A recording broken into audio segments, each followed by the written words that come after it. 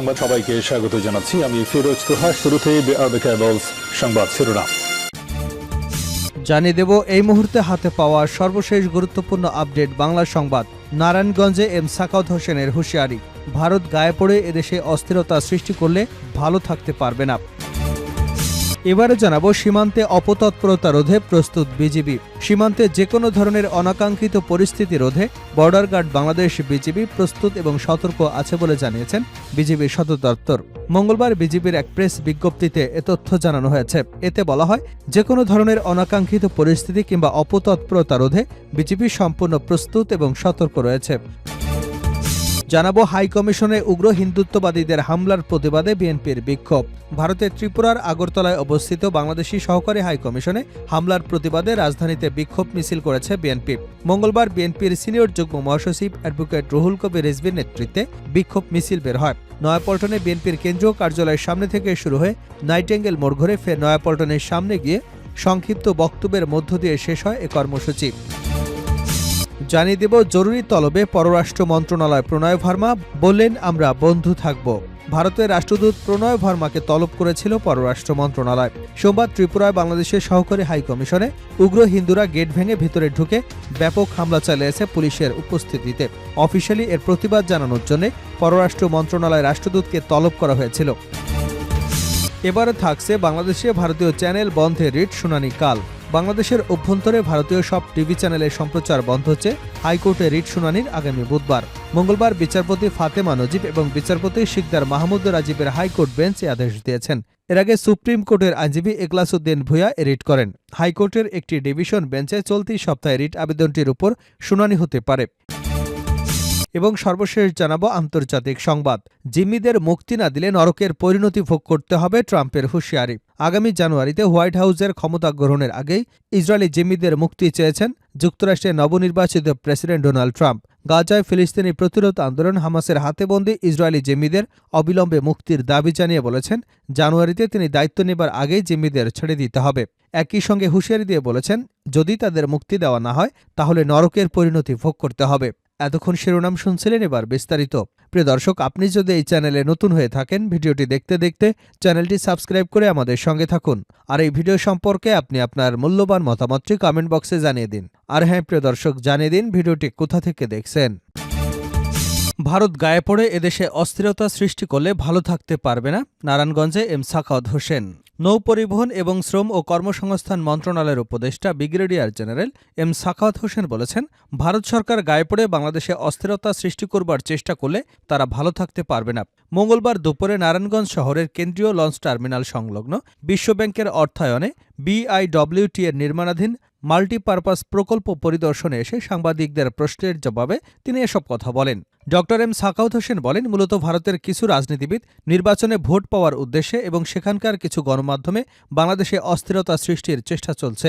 তবে ভারত সরকার বাংলাদেশে কোনো অস্থিরতা সৃষ্টির চেষ্টা করবে না প্রত্যাশা করে উপদেষ্টা ড সাখাওয়াত হোসেন বলেন, ভারত একটি বৃহৎ দেশ, প্রতিবেশী দেশের সঙ্গে তাদের ভালো সম্পর্কই রাখা উচিত। ভারত সরকার এমন কিছু করবে না আশা করে তিনি বলেন, ভারত যদি সেটা না করে এটা ভালো লক্ষণ নয়। ভারত সরকার যদি গায়ে পড়ে 18 কোটি মানুষের বাংলাদেশে অস্থিরতা সৃষ্টি করতে চায় তবে তারা ভালো থাকতে পারবে না। বাংলাদেশের সঙ্গে বিদ্যমান সম্পর্ক ভারত নষ্ট করলে বাংলাদেশের কোনো ক্ষতি হবে না, বরং ভারতেরই ক্ষতি হবে। তিনি আরও বলেন, শীতলক্ষ্যা নদীসহ দেশের সব নদী দূষণ রোধে পরিবেশ বন মন্ত্রণালয়কে নৌ মন্ত্রণালয় সব ধরনের সহযোগিতা করবে। নদী রক্ষা কমিশনের মাধ্যমে নদী দখল রোধে অচিরেই কার্যকর ব্যবস্থা গ্রহণ করা হবে। বিশেষ করে বড় দখলদারদের বিরুদ্ধে ব্যবস্থা নিতে গেলে বাধা আসে, বাধা উপেক্ষা করেই নদী দখলমুক্ত করা হবে। দেশের গার্মেন্টস খাতে সাম্প্রতিক শ্রমিক অসন্তোষ প্রসঙ্গে শ্রম এবং কর্মসংস্থান উপদেষ্টা ড সাখাওয়াত হোসেন বলেন, গাজীপুর ও নারায়ণগঞ্জ সহ দেশের বিভিন্ন শিল্পাঞ্চলে বিভিন্ন গার্মেন্টস বন্ধ হয়ে যাবার পেছনে শ্রমিকদের কোনো দোষ নেই। এর পেছনে যারা ষড়যন্ত্র করছে সরকার তাদেরকে চিহ্নিত করেছে। অধিকাংশ গার্মেন্টস বিপুল পরিমাণ ব্যাংক ঋণ খেলাপির কারণে বন্ধ হয়েছে উল্লেখ করে তিনি বলেন, এ ব্যাপারে সরকার আগামী সপ্তাহের মধ্যে যথাযথ সিদ্ধান্ত নেবে। সীমান্তে অপতৎপরতা রোধে প্রস্তুত বিজিবি। সীমান্তে যে কোনো ধরনের অনাকাঙ্ক্ষিত পরিস্থিতি রোধে বর্ডার গার্ড বাংলাদেশ বিজিবি প্রস্তুত এবং সতর্ক আছে বলে জানিয়েছে বিজিবির সদর দপ্তর। মঙ্গলবার বিজিবির এক প্রেস বিজ্ঞপ্তিতে এ তথ্য জানানো হয়েছে। এতে বলা হয়, যে কোনো ধরনের অনাকাঙ্ক্ষিত পরিস্থিতি কিংবা অপতৎপরতা রোধে বিজিবি সম্পূর্ণ প্রস্তুত এবং সতর্ক আছে। আগরতলায় সোমবার বাংলাদেশের সহকারী হাইকমিশন প্রাঙ্গণে ঢুকে হামলা চালানো হয়েছে। বাংলাদেশের সংখ্যালঘু নির্যাতনের অভিযোগ তুলে হিন্দুত্ববাদী সংগঠন হিন্দু সংঘর্ষ সমিতি সহ কয়েকটি সংগঠনের সমর্থকরা এ হামলা চালিয়েছে। এদিন মুম্বাইয়ের বাংলাদেশ উপ হাইকমিশনের কাছাকাছি বিশ্ব হিন্দু পরিষদের আয়োজনে কয়েকশো লোক বিক্ষোভ করেছেন। হিন্দু সংঘর্ষ সমিতি হল ভিএইচপির সহযোগী সংগঠন। ভারতের পররাষ্ট্র মন্ত্রণালয় আগরতলার ঘটনাকে দুঃখজনক উল্লেখ করে বিবৃতি দিয়েছে। তারা বলেছে, কূটনৈতিক কনসুলার সম্পত্তি কোনো অবস্থাতেই লক্ষ্যবস্তু করা উচিত নয়। এ ঘটনায় ত্রিপুরায় মঙ্গলবার 7 জনকে গ্রেপ্তার করা হয়েছে। এছাড়া 4 পুলিশ সদস্যের বিরুদ্ধে প্রশাসনিক ব্যবস্থা নেওয়া হয়েছে।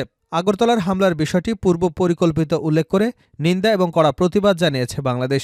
পররাষ্ট্র মন্ত্রণালয়ের এক বিবৃতিতে বলা হয়েছে, হামলার ঘটনা বাংলাদেশ সরকারকে গভীরভাবে ক্ষুব্ধ করেছে। ঘটনা প্রবাহ দেখে এটাই প্রমাণিত হয়েছে যে হামলাটি পূর্ব পরিকল্পিত। এ ঘটনার কূটনৈতিক সম্পর্ক বিষয়ক ভিয়েনা সনদের লঙ্ঘন হয়েছে।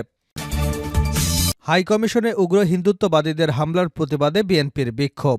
ভারতের ত্রিপুরার আগরতলায় অবস্থিত বাংলাদেশি সহকারী হাইকমিশনে হামলার প্রতিবাদে রাজধানীতে বিক্ষোভ মিছিল করেছে বিএনপি। মঙ্গলবার বিএনপির সিনিয়র যুগ্ম মহাসচিব অ্যাডভোকেট রুহুল কবির রিজভীর নেতৃত্বে বিক্ষোভ মিছিল বের হয়। নয়াপল্টনে বিএনপির কেন্দ্রীয় কার্যালয়ের সামনে থেকে শুরু হয়ে নাইটেঙ্গেল মোড় ঘুরে ফের নয়াপল্টনে গিয়ে সংক্ষিপ্ত বক্তব্যের মধ্য দিয়ে শেষ হয় এ কর্মসূচি। সংক্ষিপ্ত বক্তব্যে রুহুল কবির রিজভী বলেন, আপনারা আগরতলায় আমাদের পতাকা অবমাননা করেছেন, কলকাতায় আমাদের পতাকা পুড়িয়েছেন।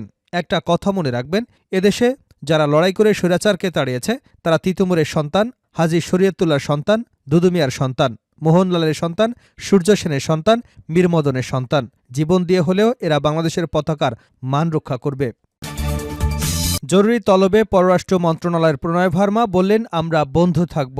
ভারতের রাষ্ট্রদূত প্রণয় ভার্মাকে তলব করেছে পররাষ্ট্র মন্ত্রণালয়। সোমবার ত্রিপুরায় বাংলাদেশের সহকারী হাইকমিশনে উগ্র হিন্দুরা গেট ভেঙে ঢুকে পড়ে এবং পুলিশের উপস্থিতিতেই ভাঙচুর চালায়। অফিসিয়ালি এর প্রতিবাদ জানানোর জন্য পররাষ্ট্র মন্ত্রণালয়ের রাষ্ট্রদূতকে তলব করা হয়।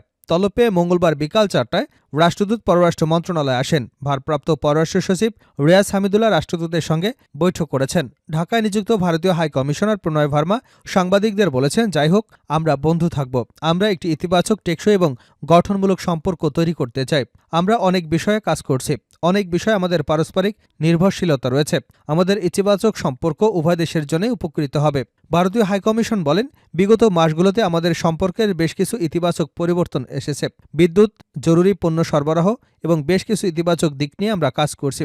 আমরা বাংলাদেশের অন্তর্বর্তীকালীন সরকারের সঙ্গে কাজ করছি এবং ভবিষ্যতেও একসঙ্গে কাজ করে যেতে চাই।